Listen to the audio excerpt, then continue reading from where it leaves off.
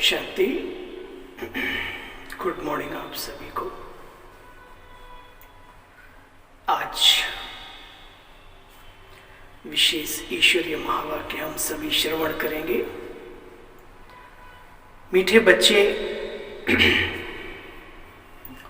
बाप आए हैं तुम्हें राजयोग सिखलाने। बाप के सिवाय कोई भी देहधारी तुम्हें राजयोग सिखला नहीं सकता, क्योंकि राजयोग का अर्थ ही है उस ईश्वर पिता को याद करना, परिचय सहित। और वो परिचय तो स्वतः ही आकर के देते हैं। प्रभु पिता हमें परम धाम से आकर के,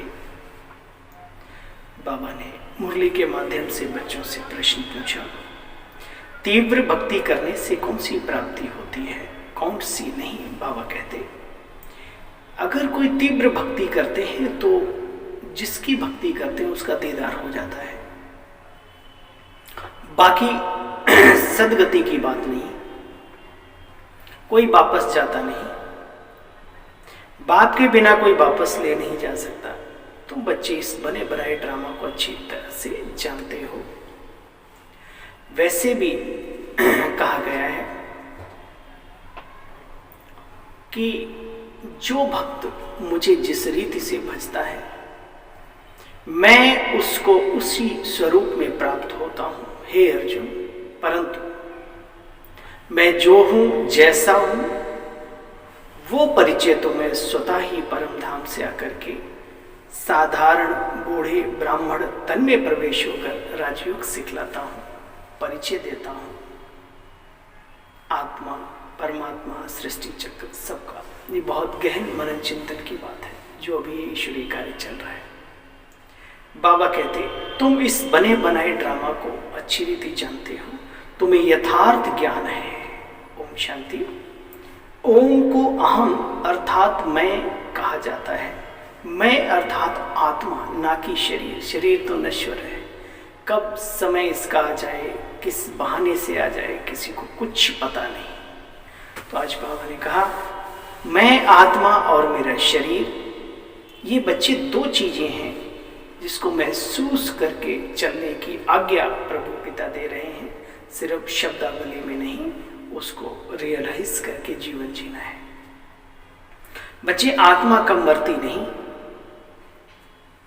आत्मा का निवास स्थान भी शांति धाम अथवा जिसको हम परम धाम भी कहते हैं वहां है।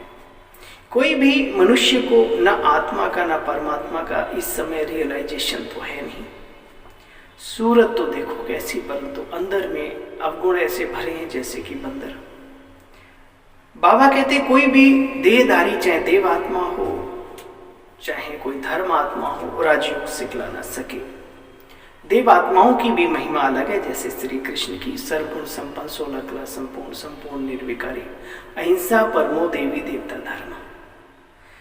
और परमात्मा की महिमा अलग है, उनके कर्तव्य अलग अलग हैं। प्रेसिडेंट का कर्तव्य अलग है, प्राइम मिनिस्टर का कर्तव्य अलग है, सबके अलग अलग कर्तव्य हैं। इनके कर्तव्य को भी मनुष्य ही तो समझेंगे ना, जानवर तो नहीं समझेंगे। बाबा कहते बच्चे ये सुख और दुख का खेल बना हुआ है। माया ते हारे हार और माया ते जीते जीत। सभी को जानते हो, सभी के दो पिता हैं, एक शारीरिक और एक आत्मिक, परंतु उनको जानते कोई भी नहीं। तुम बच्चे जानते हो, उनको कहा जाता है दुख हरता सुख करता। आत्माओं का बाप शिव है ना, दुख हरता सुख करता आदि, कल्याणकारी आदि भी कहते हैं। बच्चे एक बात याद रखना, कभी भी मनुष्य को भगवान नहीं कहा जा सकता। आजकल तो बात मत पूछो, भीड़ लग गई है भगवानों के संसार में। बाबा कहते देखो, ठीक कर बित्तर, फिर हम भी भगवान, तुम भी भगवान। सभी को किसी डॉक्टर की अच्छी दवाई सूट करी, डॉक्टर साहब आप तो मेरे लिए भगवान हो। डॉक्टर साहब भी जानते हैं मैं भगवान नहीं, और पेशेंट भी जानता है भगवान नहीं, लेकिन एक बहुत सम्मान सूचक शब्द ऐसा ढूंढ निकाला है तो उपाधि दे देते हैं। सम्मान में ईश्वर की उपाधि, गॉड की, भगवान की। बाबा कहते हैं जिसने ये शरीर धारण किया है, 5 प्रकृति के तत्वों का पुतला, वो ईश्वर नहीं हो सकता।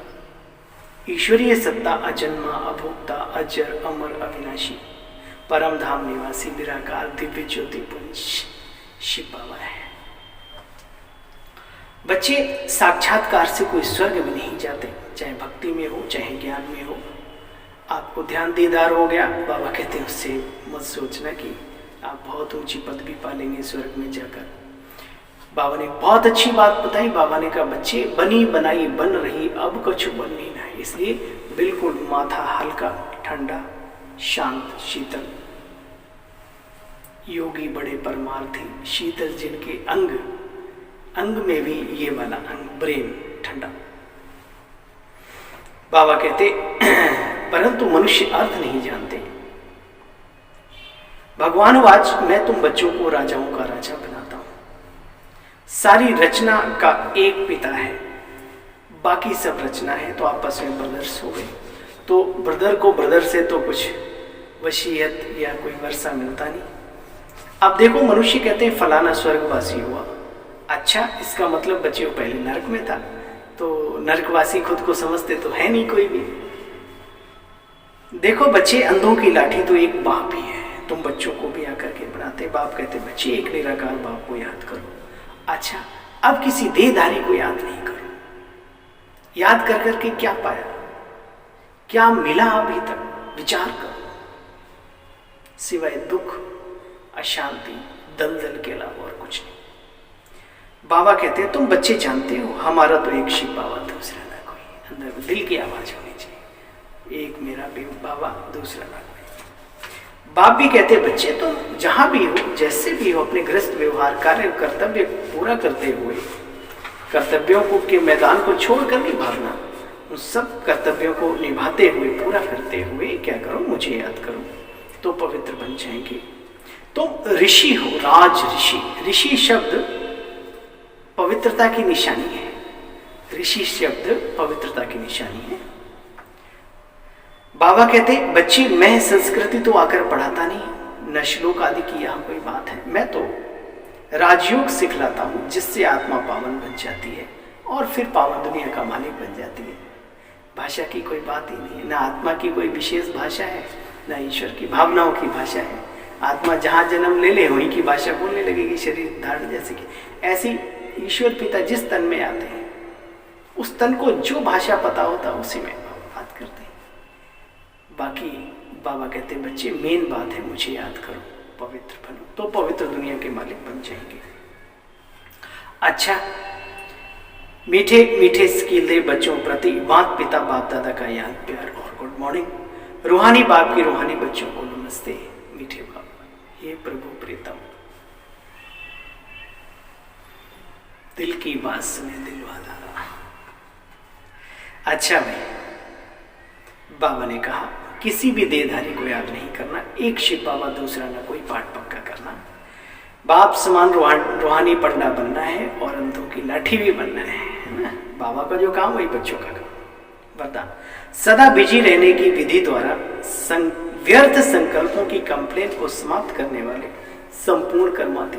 बहुतों की कंप्लेन रहती है कि जो अज्ञान काल में भी संकल्प और स्वप्न नहीं आते थे, ज्ञान में चलने के बाद बहुत विकराल रूप धारण करके आते हैं। तो बाबा ने उसकी टेक्निक सिखाई, उसका तरीका सिखाया। आप सीखेंगे तो सेफ रहेंगे, नहीं सीखेंगे तो ऐसे चिल्लाने से तो कुछ होता नहीं। बाबा ने कहा संपूर्ण कर्मातीत बनने में बच्चे व्यर्थ संकल्पों के जो तूफान है बहुत बड़ा विघ्न, दीवार बनकर खड़े होते हैं।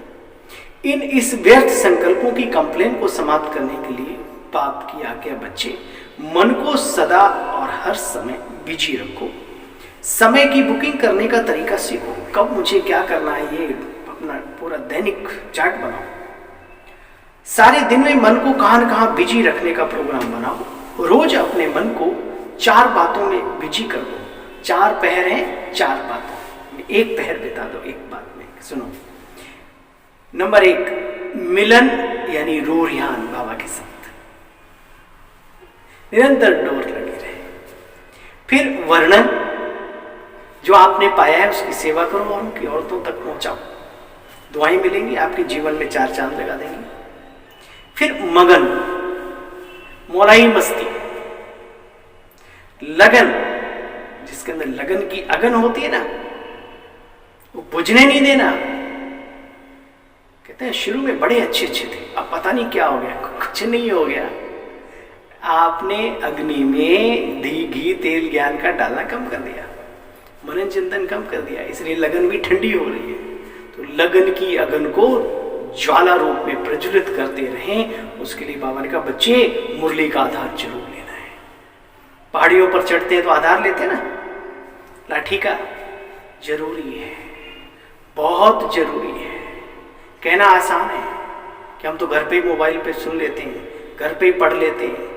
भैया आप भी तो 10 मिनट की मुरली डालते हो। नहीं, आश्रम पर जाकर इतना वक्त भी नहीं निकाल सकते क्या हम?